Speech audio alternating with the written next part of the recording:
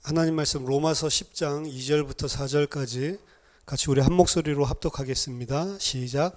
내가 증언하노니 그들이 하나님께 열심히 있으나 올바른 지식을 따른 것이 아니니라. 하나님의 의를 모르고 자기 의를 세우려고 힘써 하나님의 의에 복종하지 아니하였느니라.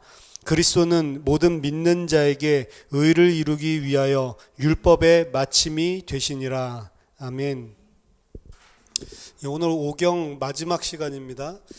마지막 시간에는 율법에 대한 부분들을 좀 정리를 하겠습니다. 레위기에도 보면 여러 가지 번제에 대한 것, 또 제사장에 대한 것, 그리고 일반적인 삶에 대한 것, 그런 율법들이 많이 나오고요. 민수기 또한 마찬가지입니다. 그리고 신명기에서도 다시 한번 십계명을 포함한 모든 율법들에 대해서 다시 한번 정리를 하고 있죠.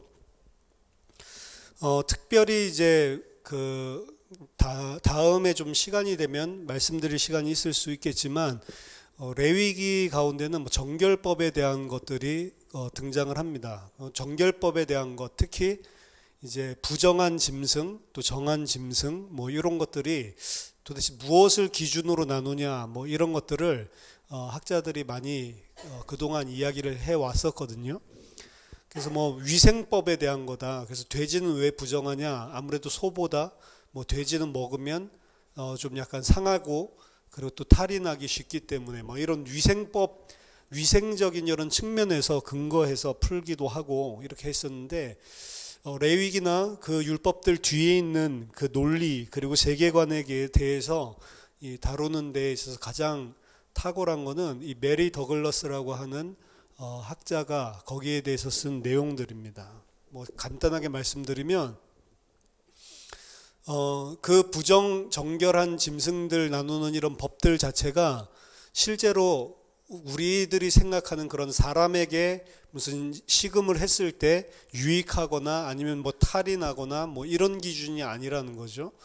거기에서 그 나눈 모든 기준들은 하나님이 정해놓으신 창조 질서에 맞느냐 안 맞느냐 그 기준으로 다 나뉘었다는 겁니다. 그래서 새들 가운데 부정한 새들은 이제 날지를 않고 타조같이 뭐 뛰어다닌다든지 혹은 어류들 중에 비늘이 있지 않고 부래가 없어서 지느러미가 없어서 실제로 물속에 하나님께서 창세기 1장에서 살게 하셨는데 그 물속에 살기에 부적절한 모양과 그런 모습을 가지고 있는 그런 어류라든지 그리고 또 들짐승들이나 그리고 이제 일반 가축들도 이제 가축으로서 이 땅에 풀을 먹고 사는데 얼마만큼 최적화되게 그 하나님의 창조 질서에 따르고 있는지 그래서 되새김질을 하지 않는 것은 이제 부정한 것으로 보고 뭐 이제 이런 것들을 이제 세밀하게 이제 분석을 해서 책을 썼죠.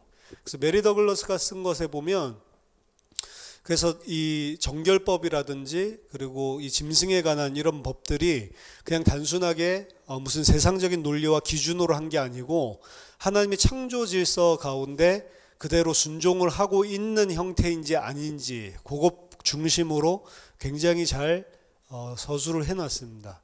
그리고 그 방법밖에는 볼 수 없는 것들이 사실은 레위기 정결법에 있어요. 예를 들어서 우리는 레위기 정결법에 따르면 뭐 피부에 무슨 하얀 무슨 암 같은 요즘으로 치면 곰팡이 이런 것들이 생기고 하얀 이런 반점이 생기면 당연히 그 사람을 부정한 자라고 해서 이스라엘의 진에서 내쫓았습니다. 근데 그 사람이 이런 하얀 반점이 일부가 있을 때에는 부정한 자로 여겨요. 근데 만약 하얀 반점이 온 몸을 다 덮고 있잖아요. 그럼 그 사람은 정한 자로 여깁니다. 그러니까 그냥 단순하게 무슨 병이 걸렸기 때문에 내쫓는 수준이 아니라는 거죠.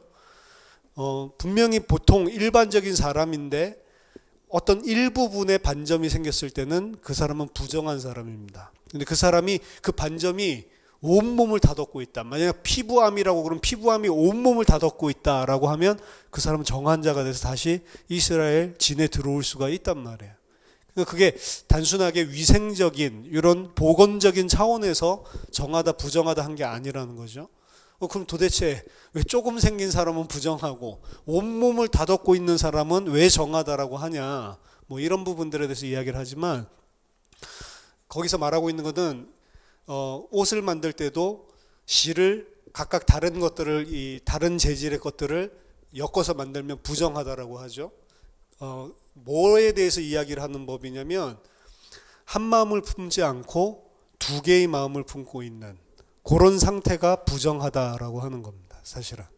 그래서 그냥 육신적인 이런 차원을 이야기하려고 하는 게 아니고 영적인 차원에서 하나님의 앞에 올 수 없는 자들을 두 개가 섞여 있는 사람들, 그 사람들을 쳐내는 걸로 이야기를 하는 거예요. 흙이 되든 백이 되든 해야지 흙과 백이 섞여 있으면 안 된다는 겁니다. 이게 마음의 영역으로 내려가면 인간이 흙과 백을 나누는 그 주체자, 판단자가 돼서는 안 된다는 거예요.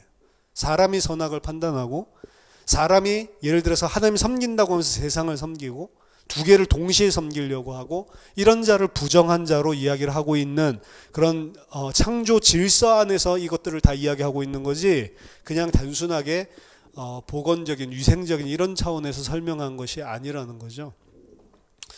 그래서 그런 부분들에 대해서 자세한 것들은 이 메리 더글라스가 이야기한 이런 책들을 보면 자세히 나와 있는데 다음에 기회가 되면 우리 레위기를 만약 강의할 수 있는 시간이 있으면 그런 부분들에 대해서도 같이 좀 깊이 있게 나누면 좋겠습니다.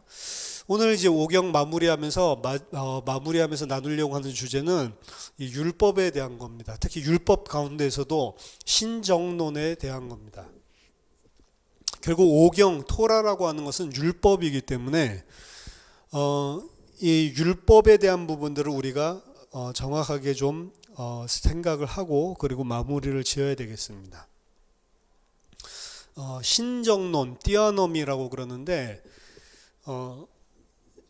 이스라엘 자체는 신정국가였죠. 그래서 하나님이 통치하고 다스리고 하나님이 왕이고 그리고 이스라엘은 하나님의 백성으로 하나님의 말씀에 순종하는 사실은 그런 형태로 구약이 흘러가고 있는 것입니다.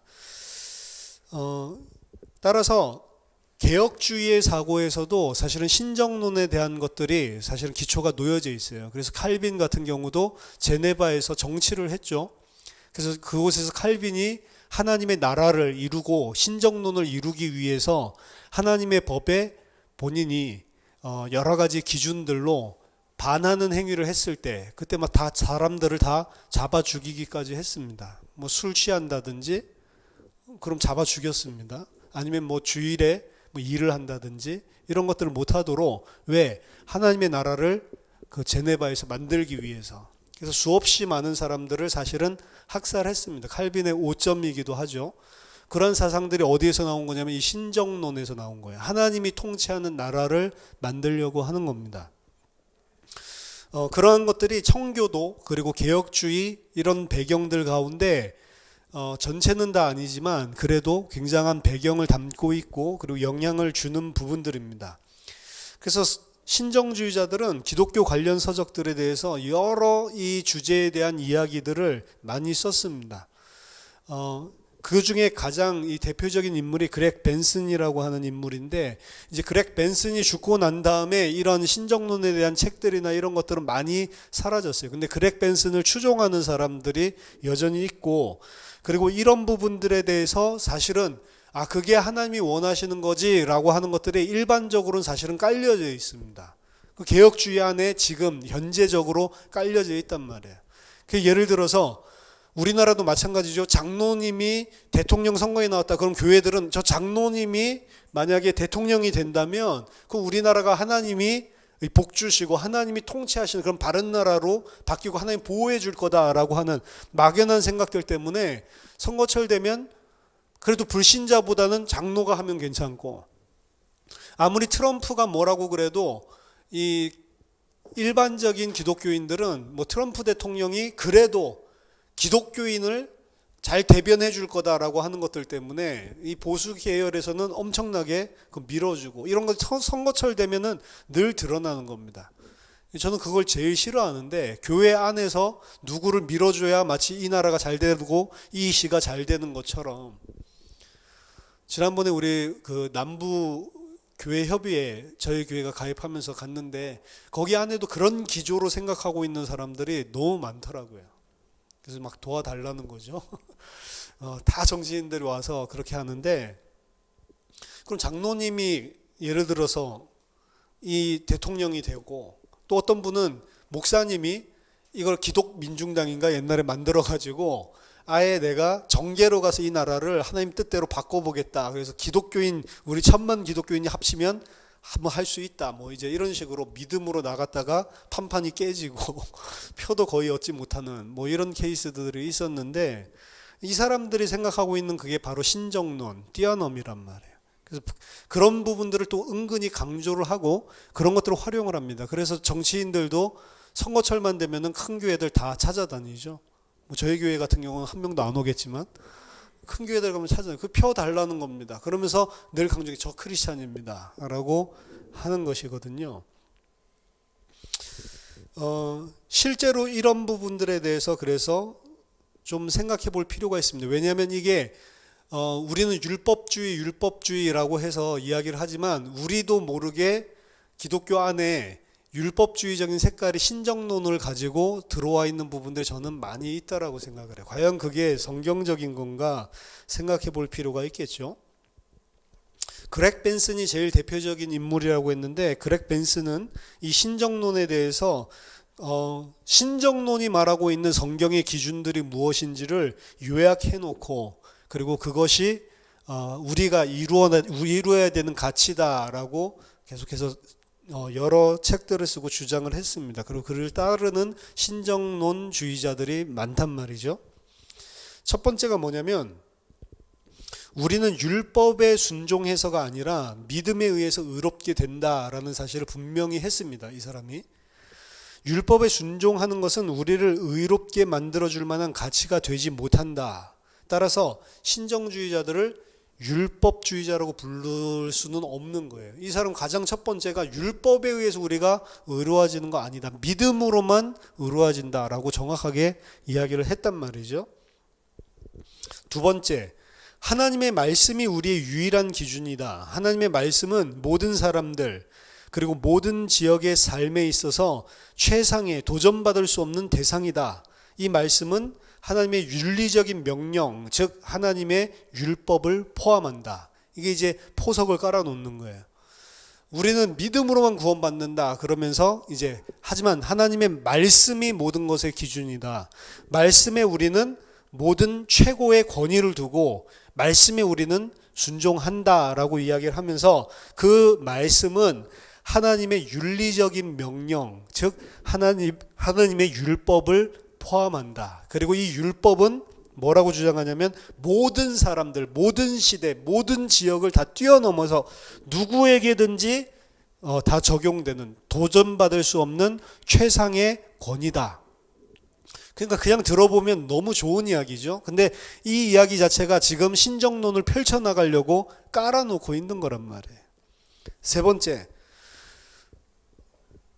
문화가 아니고 성경이 우리의 유일한 권위이다. 성경밖에 어떠한 기준도 다스릴 수 없는 것이다 라고 이야기했습니다. 맞는 거죠. 문화가 기준이 아니죠.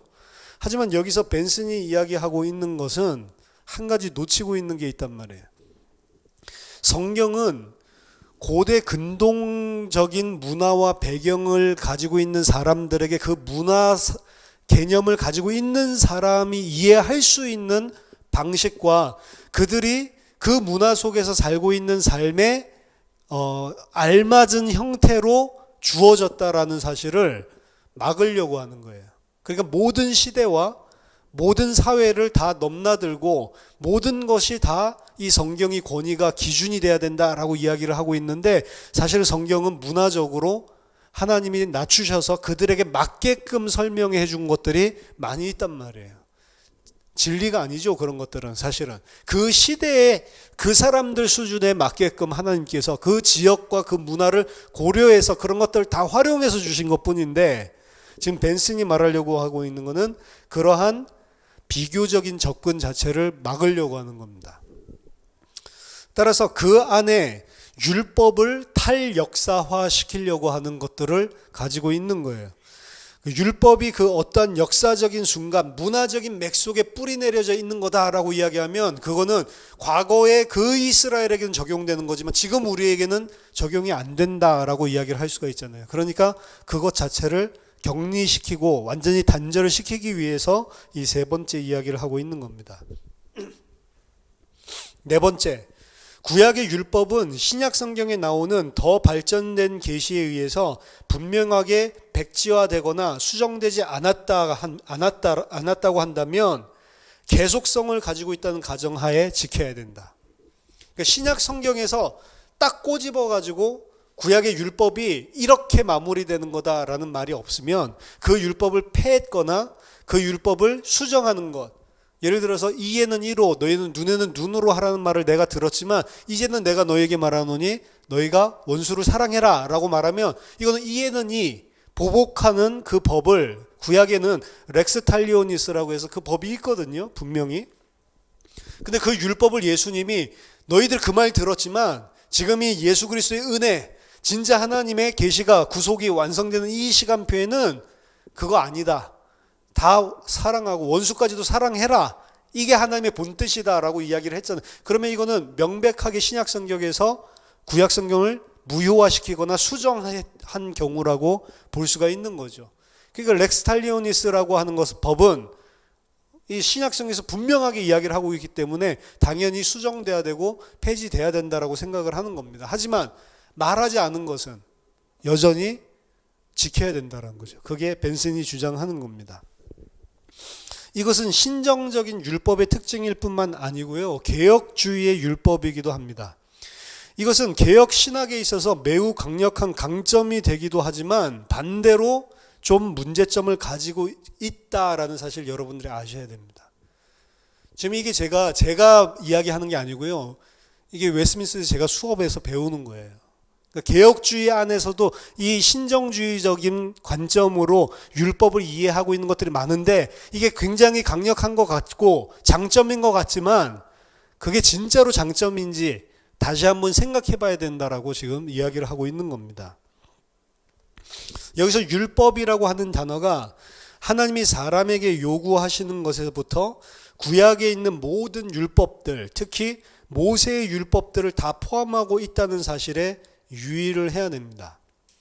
나중에 벤슨은 모세의 율법을 지키는 데에는 우리가 얽매이지 않는다 이런 식으로 주장을 하는 사람들을 향해서 뭐라고 이야기했냐면 너희들은 율법 폐기론자다 이런 식으로 공격을 했습니다. 모세의 율법은 폐기됐다. 모세의 율법은 우리를 그리스도에게로 인도하는 몽학성생이다 라고 이야기하면서 모세가 이야기했었던 모든 율법이 그리스도로 완성됐다라고 하는 사람들을 벤슨은 좀 전에 말한 그 근거에 의해서 공격을 했다고요. 그러면서 뭐라고 이야기했냐면 너는 율법 폐기론자다. 엄밀히 따지자면 그가 말하는 율법의 폐기가 모세의 율법에 관한 것이라면 우리는 율법 폐기자가 맞습니다. 모세의 율법 지킴으로 우리는 의로워지지가 않아요. 그리고 그것 자체는 폐기돼야 마땅합니다. 율법이라고 하는 것에는 하나님의 뜻이 나타나 있는 건데 그것 자체가 나쁜 것이 아니란 말이에요. 근데 그 하나님의 뜻이 무엇인지가 신약 성경에서 밝혀졌단 말이에요. 그 뜻은 뭐죠? 예수 그리스도로 말미암는 의가 하나님의 뜻이란 말이에요. 그럼 모세의 율법을 지킴으로가 아니고 그것을 하나님이 원하시는 게 아니고 그리스도에 의해 복종하는 자로 하나님께서 우리를 만드시기 위해서 모세의 율법을 주셨잖아요. 그렇기 때문에 모세의 율법을 우리가 지킬 필요가 없다라고 이야기를 하는 사람들을 벤슨은 너 율법 폐기론자야 이렇게 이야기를 한다. 그럼 벤슨이 가지고 있는 생각 하에서는 우리가 율법 폐기론자가 맞는 것입니다. 그렇죠? 근데 그런 율법 폐기론자라면 율법 폐기론자 하겠다라는 거예요. 왜? 그것이 성경이 말하고 있는 진리가 아니기 때문에. 벤슨이 욕하고 있는 많은 율법 폐기론자들은 기독교인들이 하나님의 명령을 지켜야 한다. 이제 그 가정하에서 그들을 공격을 하고 있는 거예요. 너희들 하나님의 말씀 지켜야지.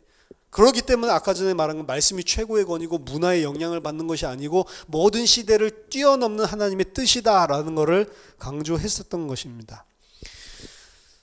이 사실이 바로 우리의 논쟁의 핵심인데요. 구약 성경과 신약 성경과의 관계는 과연 무엇인가? 얼마나 연속성이 있고 얼마나 단절성이 있는가? 개혁주의 신학은 특히 그 연속성을 강조하고 있습니다.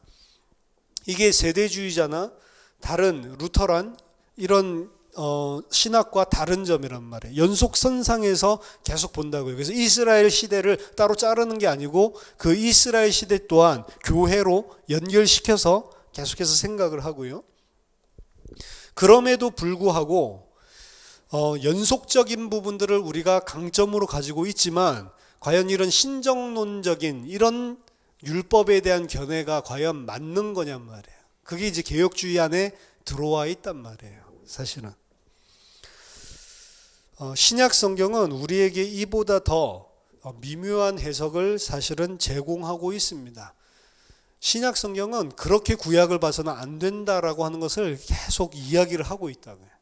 근데 여전히 개혁주의 안에는 그렇기 때문에 칼빈이 그런 신정론을 펼친 거고, 네덜란드의 이 시대의 가장 위대한 개혁주의 신학자라고 이야기하는 아브라함 카이퍼 같은 사람도 네덜란드에서 총리였습니다. 신정론을 펼치려고 한 거예요. 그러니까 개혁주의적인 색깔들 안에 그게 베이스로 깔려 있는 것입니다. 그렇기 때문에 지금 우리 장로교는 개혁주의 신학인데요. 장로교가 장로 신학이 아니고 개혁주의 신학입니다. 칼빈 때부터 내려오는 이 리폼드 신학을 가지고 있다라고 하지만, 그러니까 이런 정치적인 이슈나 이런 것들이 하면 신정론적인 이야기들을 하는 거예요. 그렇죠? 과연 그것이 맞는가? 구약의 모든 율법은 그리스도 안에서 다 성취되었다고 말하지 않습니다. 오늘 우리가 로마서 10장 4절을 분명히 읽었죠. 그리스도는 모든 믿는 자에게 의를 이루기 위하여 율법의 마침이 되시니라. 율법의 마침이라고 하는 것은 율법의 텔로스, 율법의 목적지, 율법의 끝, 모든 율법을 끝냈다라고 하는 것은 끝냈다는 게 아니라 율법의 목적, 골이 됐다라는 소리거든요. 텔로스가 됐다. 그래서 예수 그리스도 안에서 모든 율법이 다 성취됐고 그 율법의 텔로스, 끝과 골은 예수 그리스도다라고 하는 것을 신약 성경은 이야기를 하고 있습니다. 신앙 고백서에서 이미 이 부분에 대한 부분들을 많이 몸부림을 치고 있어요. 윤리적인 것, 사회, 국가적인 법, 그리고 의식적인 법, 이러한 것을 그래서 구분을 하고 있는 겁니다.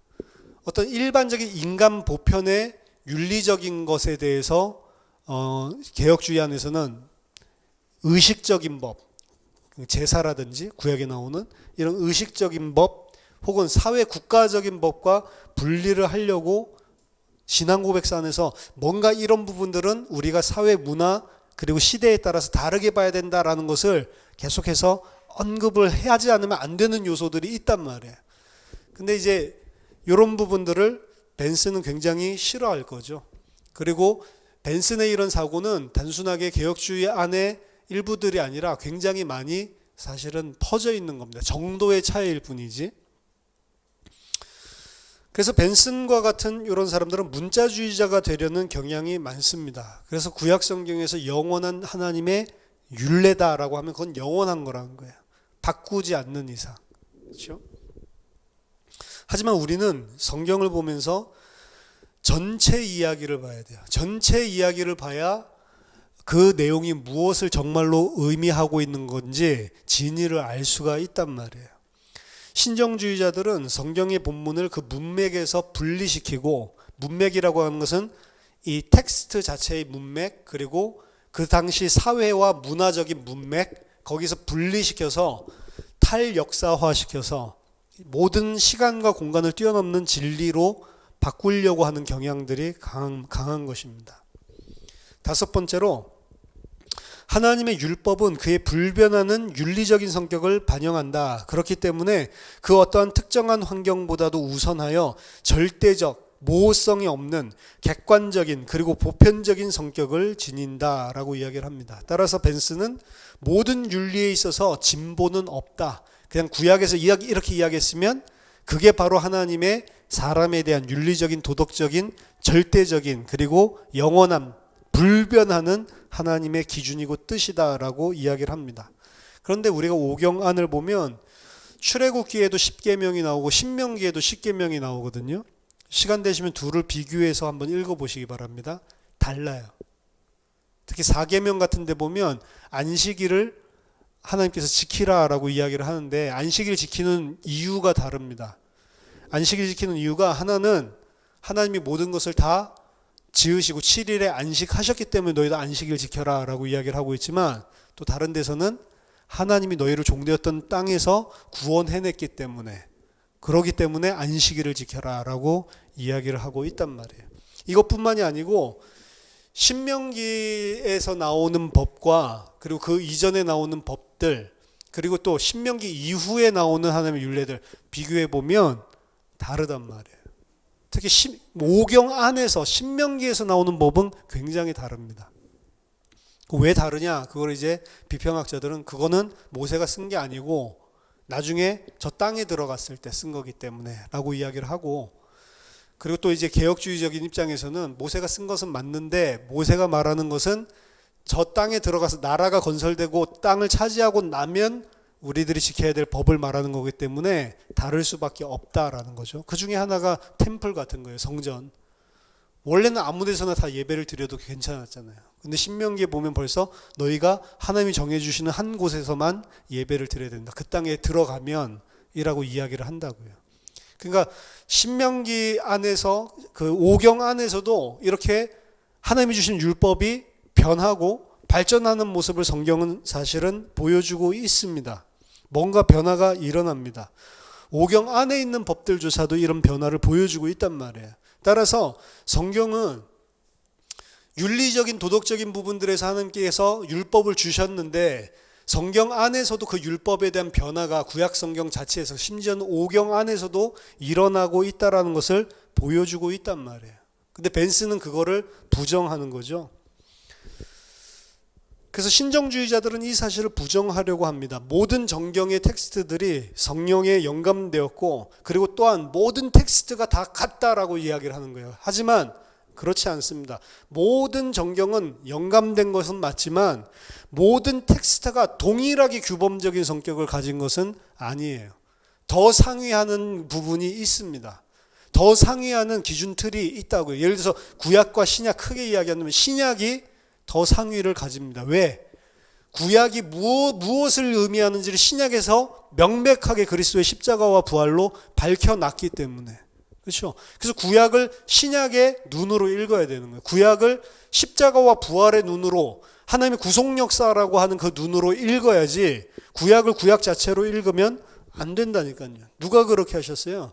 예수님이 그렇게 읽으라고 이야기를 하셨잖아요. 그래서 우리가 오경을 이야기하면서 계속 구속 역사적으로 봐야 된다는 걸 처음부터 이야기를 한 겁니다. 구속 역사의 진행은 우리가 모든 성경을 똑같은 규범적인 성격을 지닌다라고 읽지 않도록 사실은 우리를 인도하고 있어요. 이 사실을 인정하기를 요구를 하는 겁니다. 왜냐? 절대 불변의 하나님은 이 역사 속에 그 변하는 그 과정 속에서 그 사람들에게 맞게 예표로 그림자로 주는 것들이 분명히 있기 때문에 그렇습니다. 하나님을 계시하실 때 예표로 그림자로 그들 수준에 맞게 낮춰서 보여주시는 부분이 분명히 존재를 한다고요. 물론 그것은 하나님의 진리고 계시가 맞지만 그것을 육신적으로 잘못 이해했을 때는 진짜 하나님이 이야기하려고 했었던 것들을 그냥 그림자를 실체로 붙잡는 그런 오류를 범할 그런 일들이 생기는 거죠. 그게 유대인들입니다. 유대인들이 율법을 분명히 그림자로 예표로 그리스도에 대한 마침으로 줬는데 그 율법을 자체적인 것으로 그 율법을 열심히 이룸으로 하나님의 앞에 의롭게 되려고 했다는 거죠. 따라서 이러한 부분은 이러한 시각은 개혁주의 전통 안에 원래 있었지만 우리가 오경 전반부에 살펴봤었던 게알더스 보스가 율법의 절대적인 성격에 대한 것을 역사 속에서 의문점을 가지기 시작하는 그러면서 제기하고 이걸 어떻게 봐야 된다, 역사를 우리가 어떻게 봐야 된다라고 하는 역사의 불완전성 속에 하나님이 계시하신 것들을 제기하기 전까지는 개혁주의 안에서 전혀 발전되지 않았었던 부분이에요. 이게 발전되고 여기에 대해서 생각을 하게 된 게 사실은 뭐 한 100년도 안 됐다, 이렇게 보시면 되는 겁니다. 그러니까 이 부분에 대한 것들이 신정론적인 사고가 개혁주의 안에 많이 보편화되어 있는 것들이 당연한 거죠. 6번째, 하나님의 율법은 모든 윤리적인 이슈와 사회적 규범을 판단할 수 있는 기준이다. 뭐 좋은 말이지만 하나님의 모든 율법이 과연 모든 사회, 모든 시대의 윤리적인 규범을 판단할 수 있는 기준이 되냐, 그리고 그 하나님의 율법이라고 하는 게 바로 모세 율법, 이걸 이야기하는 거냐라고 하는 것에서는 생각을 해봐야 되는 거죠. 7번째, 국가의 법 집행자는 하나님의 율법을 적용하고 거기에 신실할 의무가 있다. 이게 이제 구체적인 신정론자들이 주장하는 내용이죠. 8번째, 구약의 율법은 개인적인 윤리뿐 아니라 사회적, 정치적인 분야에도 적용된다 라고 이야기를 합니다. 좋은 이야기지만 기독교를 개인적인 관점으로 보지 말고 넓은 관점에서도 봐야 된다. 뭐 국가적인 차원에서도 세계적인 차원에서도 우리가 봐야 된다. 뭐 이런 도전을 준다는 점에서는 뭐 좋은 것이지만, 과연 그 3000년 전에 이스라엘에게 줬었던, 그 적용했었던 사회적인 정치가 지금 그 정치와 윤리와 내용이 그대로 지금 오늘 적용돼야 되냐라고 하는 부분들에 있어서는 우리가 사실은 의문을 가질 수밖에 없는 거죠. 얼마나 여자들에게 어떤 면에서 구약 성경 보면 불합리한 법들이 많은지 몰라요. 정결법들 중에서도. 어떤 여자가, 아내가, 남편이, 여자는 그런 권한이 없습니다. 근데 남편이 생각할 때 이 아내가 간음을 하고 있다라고 생각이 되면 그냥 재판관에 가서 말하게 돼 있다고요. 말하면 어떻게 하냐, 뭐 이상한 막 검은 쑥물 같은 이상한 것들을 만들어서 그 여자가 먹게 만듭니다. 먹었는데 그때 막 이제 단장이 끊어지고 무슨 저주를 받는 이런 행태가 안 나타나면 그 여자는 정한 것이고, 만약에 그렇게 했는데 그 여자가 아무런 증상이 안 나타났다, 그럼 그 여자는 간음을 한 건 아니다. 그럼 남자가 간음하지도 않은 자기 아내를 고소한 거잖아요. 그럼 그 간음하지 않은 그 아내가 사람들 앞에서 그거를 마시고 시험을 받는 테스트인데, 그 시험을 했을 때 여자가 깨끗하다라는 걸로 나오면 그럼 이 무고죄잖아요. 이 남편을 어떻게 해야 되냐, 거기에 대한 거 전혀 없어요. 근데 그걸 누구만 할 수 있냐? 남편만 할 수 있어요. 그러니까 이거를 그리스도 안에서 그거를 재해석해서 보지 않으면 그 법 자체가 엄청나게 그 남성 우월적인 힘과 지위를 가지고 여자를 짓밟는 그런 것들을 오늘날 사회에도 적용을 해야 되냐? 그럼 거기에 대해서 예수님이 만약에 폐지한 게 없으시면 해야 된다라고 하는 거예요. 그러니까 좀 말이 안 되는 거죠. 사회적인, 윤리적인, 그리고 문화적인 이런 배경들, 거기에 대한 것들을 담고 있는 거고, 어떤 면에서는 그런 사회적인, 정치적인, 문화적인 이런 배경들, 고대 근동 자체가 하나님의 진리가 아니라 인간들이 만들어 놓고 인간 규범이 돼 있는 상태라고요. 그렇기 때문에 구약 성경에 엄청나게 안드로센트릭, 남자 중심적인 게 많단 말이에요. 그래서 이 페미니스트들이 총 공격을 하는 거죠. 저희 구약 개론할 때 같이 나눴죠. 그래서 모든 것을 다 의심해 봐야 된다. 의심의 원칙. 이래서 과연 이 성경이 이야기하는 것은 여자에게 어떤 해악을 주고 있는 건가, 모든 구절들을 다 그렇게 봐야 된다라고 주장을 하고, 하나님 아버지 그것도 하나님 부모님으로 다 바꾸고, 여러 가지를 다 바꿔야 된다는 거죠. 그래서 she를 안 씁니다. 요새는 그 미국에서 그 페이퍼를 쓰려면, 뭐 논문을 쓰거나 뭐 발표하려면 그 she 이걸 쓰면 안 돼요.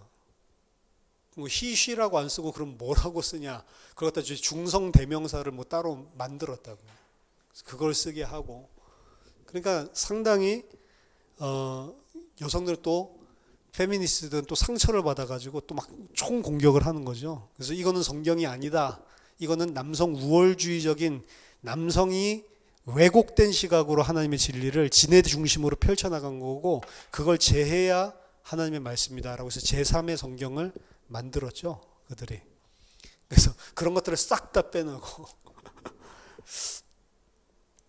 근데 이 신정론자들은 그런 것들을 무시하고 그게 그대로 적용돼야 되는 보편적인 윤리적인 가치다. 사회에 국가에 적용돼야 된다라고 이야기를 하는 거니까 사실은 굉장히 너무 믿음 좋은 이야기를 하는 것 같은데 실제로는 성경이 어떤 식으로 계시되는지 그 계시관에 있어서 사실 우리가 구약 개론에서 나눴던 거랑 전혀 다른 관점을 가지고 있는 겁니다. 9번째, 모세의 율법은 모든 문화에 있어서 사회적 정의를 완벽하게 구현하는 모델이며 심지어 개인을 처벌하는 데 있어서도 완벽한 모델이다. 이게 벤슨이 주장하는 거예요. 이는 고대의 율법을 현대 사회에서 어떻게 적용할 건가라고 하는 질문을 일으키는 것이고요.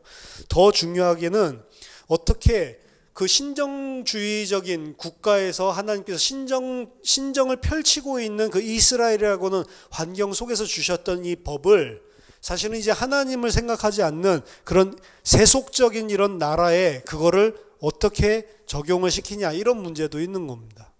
다 하나님 섬기면 어느 정도 그래도 그런 문제가 많이 완화가 될 건데 그게 아니고 다 하나님 섬기는 정도가 아니고 아예 세속 국가가 돼버린 이런 상태에 뭐 대한민국을 포함해서 거기다가 어떻게 이거를 그대로 모세의 율법이 완벽한 모델이니까 그대로 적용을 하겠냐는 거죠. 더더군다나 민주주의 국가에 어떻게 이거를 적용할 수가 있냐. 마치 민주주의가 신정주의라고 생각하고 이야기하는 것처럼 보인단 말이죠. 그것이 이스라엘에게 있어서도 그리고 청교도에 있어서도 마찬가지로 보면 청교도들은 자기들이 이스라엘이라고 생각했고 미국도 자기네들이 새 이스라엘이라고 생각하면서 나라를 어떻게 바르게 하나님 뜻대로 해보자라고 하는 사람들이 있었단 말이에요. 따라서 우리는 생각을 해봐야 됩니다. 복음은 무엇을 중요하게 보고 있는가라고 하는 것을 분명하게 생각을 해야 돼요. 개혁주의 신학은 구속의 한 계획을 인식하고 있습니다. 하지만 구속사적인 틀 속에서 구약과 신약 사이에 차이점이 분명히 있다라는 것을 인식을 하고 있다고요. 근데 그것 자체가 개혁주의 신학 안에서도 모호한 부분들이 존재를 하고 그 부분에 이 연속성의 이 틈바구니로 이런 신정주의 같은 것들이 영향을 주고 있는 거란 말이에요. 구약은 그림자, 타입, 최종적인 것이 아니란 말이죠. 신약이 복음의 표준을 제공해 주는 것이지 구약 성경은 그 신약 성경이 맞다라는 것을 그림자적으로 타입으로 모형으로 보여주고 있을 뿐이란 말입니다. 모든 희생제사 시스템은 예수 그리스도의 십자가의 희생을 가리켜 주는 것이 그 희생제사를 잘 드림으로 죄를 용서받는다를 이야기하는 게 아니란 말이에요. 그렇죠? 약속의 땅이라고 하는 것, 가나안 땅이라고 하는 것들 자체가 하나님이 그리스도 안에서 주시는 안식을 이야기하는 거지 그 약속의 땅 안에 살면 평화롭다라는 걸 보여주려고 하는 것이 아닌 안식에 대한 그림자일 뿐이라는 거죠. 할례 또한 마찬가지죠. 할례를 행해야 하나님과 언약 체결이 되는 것이 아니고 진짜 할례는 더 깊은 성령으로 말미암은 마음에 하는 할례를 가리키는 그림자일 뿐이라는 거죠. 따라서 그림자 실체의 패러다임은 신정정치, 신정주의자들이 주장하는 것과 정반대적인 그림을 제시해주고 있습니다. 우리는 실체를 봐야지 그리스도에게 그 그림자에게 매달려 있으려고 하면 안 된다는 겁니다. 그림자들의 실체는 그리스도이며 교회인 것입니다.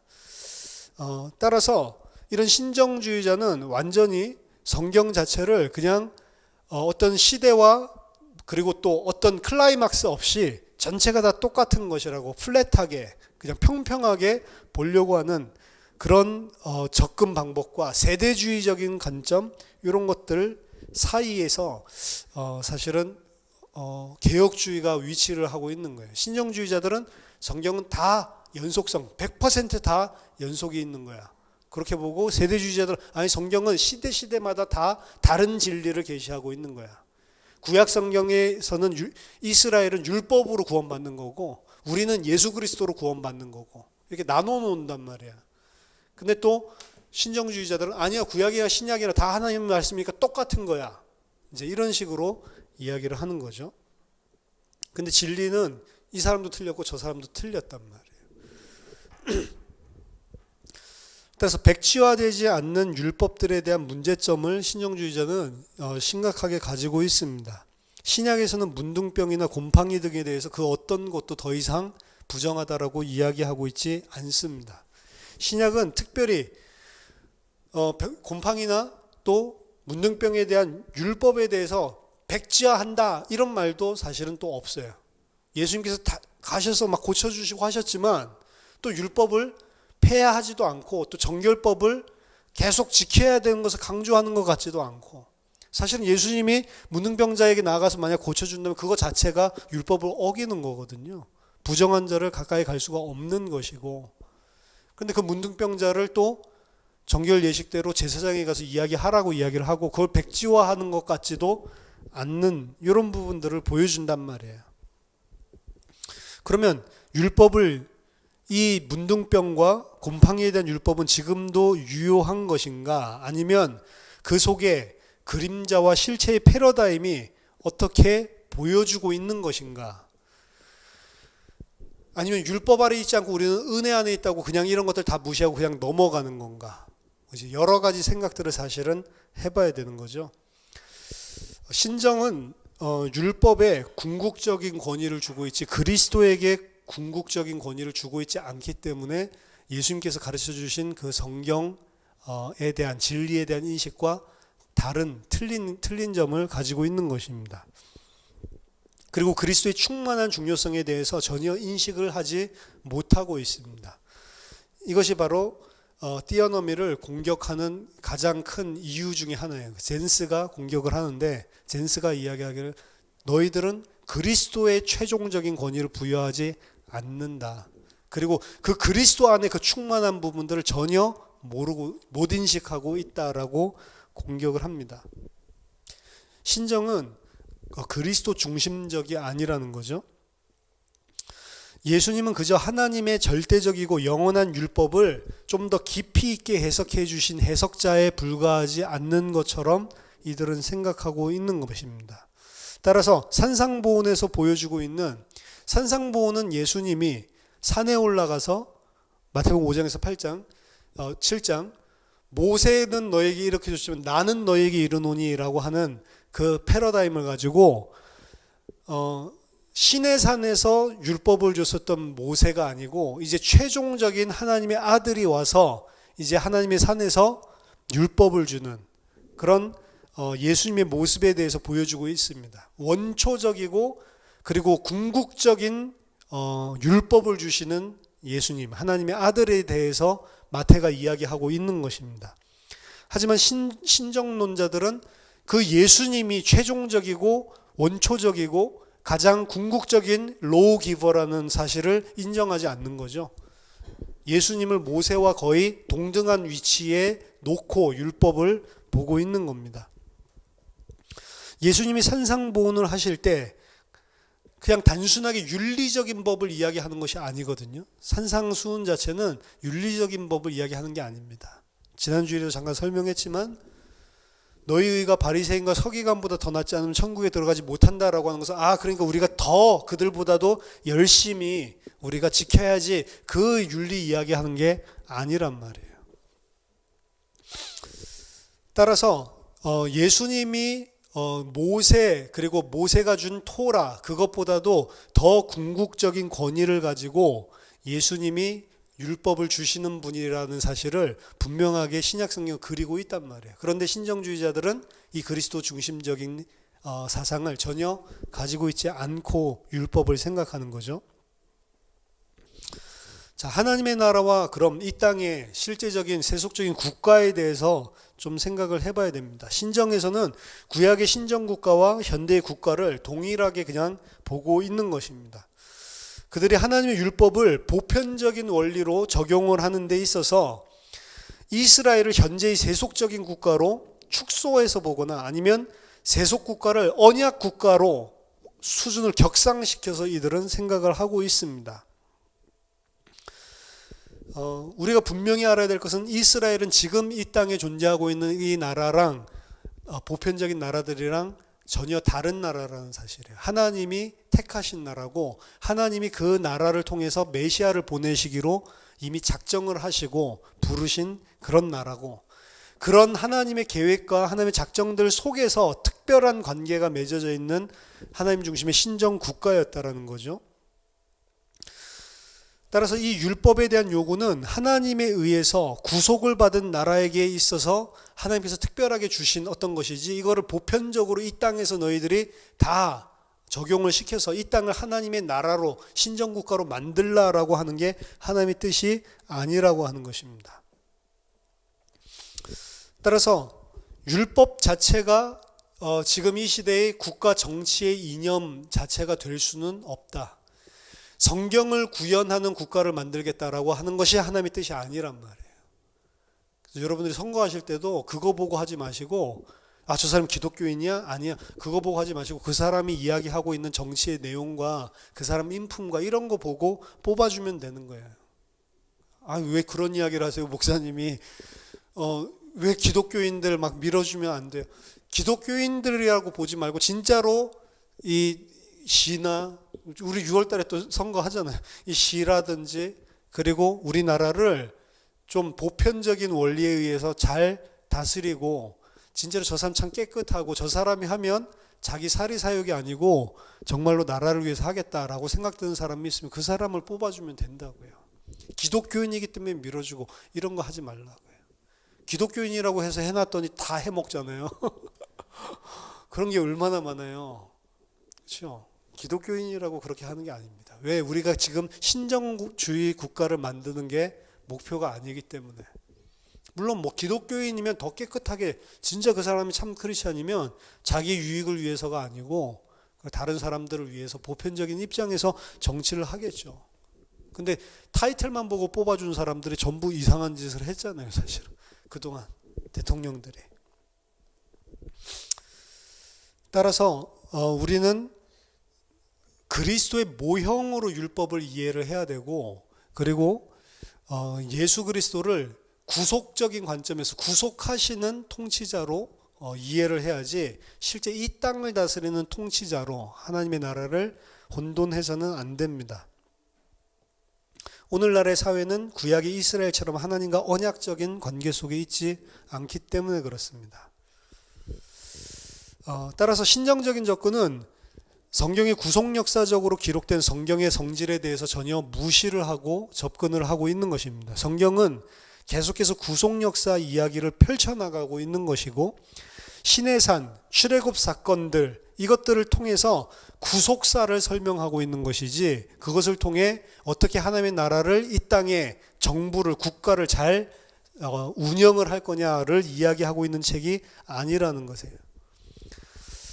따라서 윤리적인 하나님의 요구라고 하는 것은 어떤 면에서는 문화적인 차이가 있을 수 있습니다. 보편적으로는 옛날에 있었던 이스라엘이나 지금 사람이 다 똑같기 때문에 인지상정으로 보편적인 도덕적인 윤리적인 표지가 전혀 단절되지는 않았겠죠. 하지만 다른 부분도 틀림없이 존재를 했다고요. 우리나라만 보더라도 조선시대 때 가치관과 지금이 윤리적인 도덕적인 기준이 다르단 말이에요. 옛날에는 양반 신분제도, 무슨 서열 이런 것들이 굉장하게 심했었잖아요. 근데 그걸 지키는 게 맞다라고 생각을 했다고요. 그렇죠?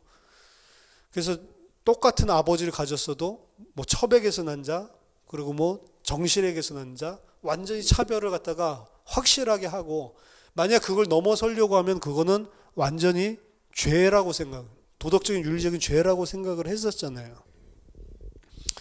우리가 지금 서 있는 이 땅, 그리고 이 사회 문화 속은 지금 이스라엘에게 겪었던 것과 분명히 다른 우리 그 나라이고, 그리고 다른 윤리적인 요구를 요구하고 있습니다.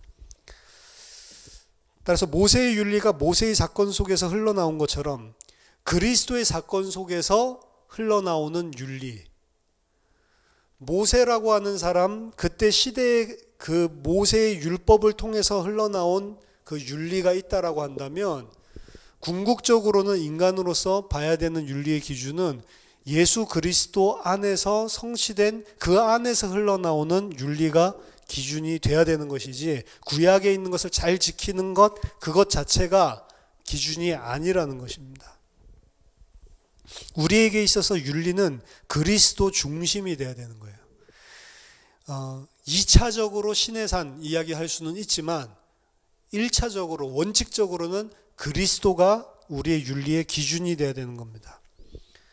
출애굽은 그리스도의 구속의 모형이고 그림자, 그 명령은 분명히 바른 것이고 가치 있는 것이긴 하지만 그리스도보다는 열등한 것이고, 그리스도를 우리를 그리스도에게로 인도하기 위한 것이라는 것을 분명히 기억해야 됩니다. 토라와 십계명은 하나님의 말씀이기도 하고 중요하지만 최종적인 권위는 그리스도에게 있다라는 사실을 잊지 말아야 됩니다. 따라서 이스라엘의 구속과 우리 자신의 구속의 연속성은 우리가 구원에 대해서 다각적으로 이해하는데 굉장히 유익합니다. 오경 속에서 말하고 있는 우리의 구원에 대한 것은 분명히 내포가 되어 있지만 유아기적으로 보여주고 있어요. 아직 완전하게 풀블로운, 완전하게 만개하지 않은 그런 상태로 보여주고 있습니다. 분명히 똑같은 존재지만 어린아이랑 그리고 그 아이가 다 성장을 해서 성인이 되었을 때 분명히 큰 격차가 있듯이 완전한 아기인 것 같아도 아직 성인이 아닌 그런 상태라는 거죠.